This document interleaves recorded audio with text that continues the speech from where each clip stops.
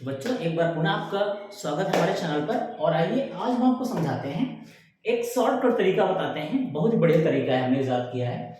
Electronic विन्यास के आधार पर आप धातु, आधातु, उपधातु और अक्रिय गैस तत्व को कैसे ज्ञात करेंगे। बहुत ही आसान तरीका है। यानी कि मेटल्स, नॉन मेटल, मेटालॉइड्स और इनर्ट गैस एलिमेंट को आप कैसे ज्ञात करेंगे।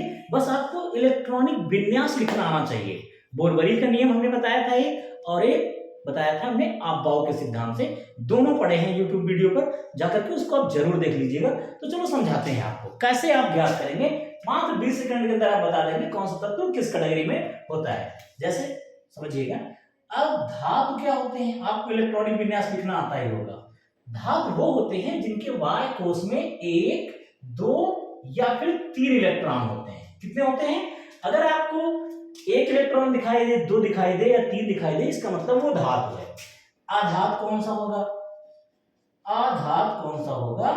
ये 9, 10, 11, 12 नीट जेई सबके लिए जरूरी है, जिनके वाय कोश में 5, 6 या 7 इलेक्ट्रॉन होंगे। कितने होंगे?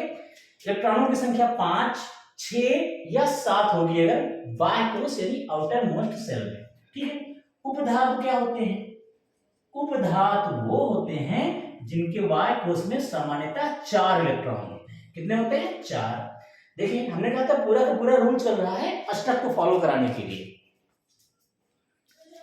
अष्टक को फॉलो कराने के लिए पूरा रूल चल रहा है। अब देखिए आगे, अक्रिय गैस तत्व कौन से होंगे, समझिए ध्यान से। अक्रिय गैस तत्व वो होते हैं जिनके वाय कोश में सामान्यतः 8 इलेक्ट्रॉन होते हैं। सारी संख्याएं यहां लिखी हुई हैं, 1, 2, 3, उसके बाद 4 देखो नीचे आता है, फिर 5, 6, 7 और फिर 8। बस जिसके पास 8 हो जाते हैं उसको मुक्ति मिल जाती है, मोहमाया से मुक्त हो जाता है। समझे बात को हमारे? ठीक है, आगे देखो। तो धातु यानी मेटल्स क्या होंगे जिनके वाय कोश में 1, 2, 3 इलेक्ट्रॉन होंगे। आधातु जिनके वाय कोश में 5, 6 या 7 इलेक्ट्रॉन होंगे। उपधातु क्या होंगे जिनके वाय कोश में 4 इलेक्ट्रॉन सामान्यतः। अक्रिय गैस तत्व होंगे जिनके वाय कोश में 8 इलेक्ट्रॉन होंगे सामान्यतः। अब आपको कोई भी एलिमेंट दिया जाए, ध्यान से देखो, कोई भी एलिमेंट दिया जाए आप तुरंत बता देंगे। कैसे? ध्यान से देखो, अगर आपसे पूछा जाए कि बताइए भैया कि फास्फोरस क्या है, फास्फोरस यानी कि पी क्या है, तो चलो हम पी की बात कर लेते हैं। पी क्या करना है आपको, तो पी का परमाणु क्रमांक मालूम होना चाहिए आपको। कितना होता है? 15। इलेक्ट्रॉनिक विन्यास लिखना आना चाहिए आपको, हमने समझाया था उसमें कैसे, 2, 8, 5। अब ये है सबसे बारीक। अच्छा, आपने क्या देखा यहाँ पर 5 इलेक्ट्रॉन, तो 5 किसमें होते हैं? आधात। इसका मतलब पी क्या है? आधात। पता चल गया आपको? कितना आसान तरीका है। कोई भी एलिमेंट, जैसे कैल्शियम की बात कर ली जाए, कितना होता है? 20 इलेक्ट्रॉनिक विन्यास होगा, 2, 8, 8, 2। बारीक कोश में कितने इलेक्ट्रॉन? 2, तो 2 किसमें होते हैं? धात में। इसका मतलब कैल्शियम क्या है? धातु हो गया।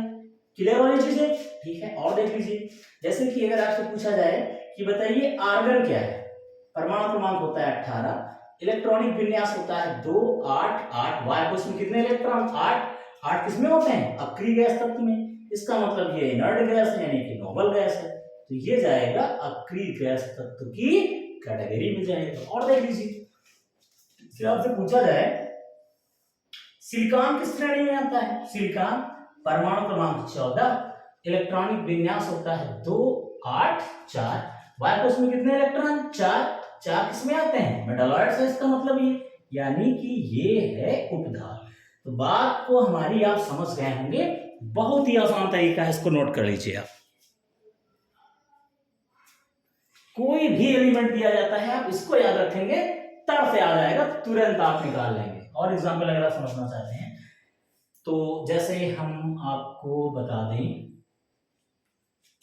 मान लो आपको ज्ञात करना है कि क्लोरीन, क्लोरीन यानी कि परमाणु क्रमांक 17। अब ये क्या है? धातु है, अधातु है कि उपधातु है, क्या है? इलेक्ट्रॉनिक विन्यास होगा 2, 8, 7। वाय कोश में कितने हैं? 7। देखते हैं 7 कहां होते हैं? 7 होते हैं भैया इसमें आधातु में, यानी कि क्लोरीन क्या हुआ? आधातु। आपको हमारी बात समझ में आ गई होगी, नोट कर लीजिए। बहुत बढ़िया तरीका है। इस तरीके से और हम वीडियो बनाने वाले हैं। हमें बहुत सारा टॉपिक आपको पढ़ाना है, लेकिन ये जो बेसिक चीजें आपको कॉन्सेप्ट क्लियर हो रहे हैं, ये आप पढ़ते चलिए, नोट करते रहिए इनको।